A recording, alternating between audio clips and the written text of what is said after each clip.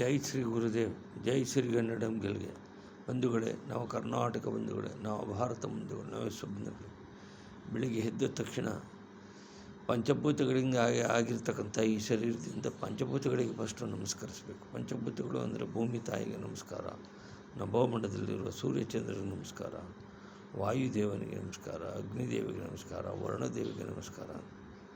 ನಂತರ ಜನ್ಮ ನೀಡಿದ ತಾಯಿ ತಂದೆಯರಿಗೆ ನಮಸ್ಕಾರ, ಬೋಧಿಸಿದ ಗುರು ಹಿರಿಯರಿಗೆ ನಮಸ್ಕಾರ, ಆಪದ್ ಬಾಂಧವರಿಗೆ ನಮಸ್ಕಾರ, A friend in need, A friend in deed.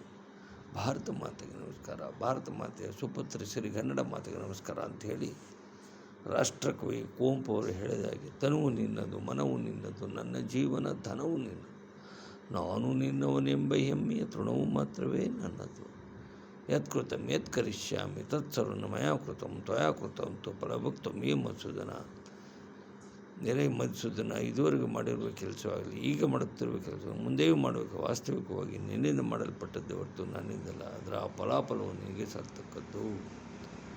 ಯದಾ ಯದಾ ಈ ಧರ್ಮಸ್ಯ ಗ್ಲಾನಿರ್ಭವತ ಭಾರತ ಅಭ್ಯುತ್ಥಾನಂ ಅಧರ್ಮಸ್ಯ ತದಾತ್ಮಾನಂ ಸೃಜಾಮ್ಯಹಂ.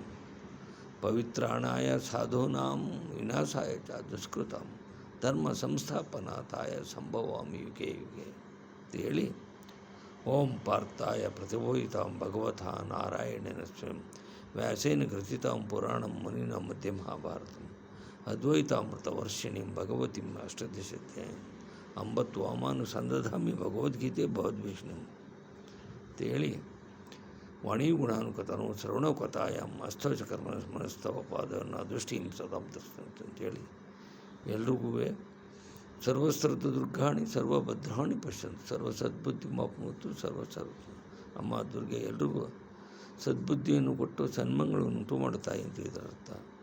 ಕೇಳಿದವರಿಗೆಲ್ಲ ಅನಂತ ಧನ್ಯವಾದಗಳು. ನನ್ನ ಹೆಸರು ಕೆಂಪೇಗೌಡ ಮಾರ್ಚನಹಳ್ಳಿ, ನಿವೃತ್ತ ರಸಾಯನಜ್ಞ, ಭಾರತೀಯ ಭೂವಿಜ್ಞಾನ ಸರ್ವೇಕ್ಷಣೆ ಇಲಾಖೆ, ಬೆಂಗಳೂರು. Thank you.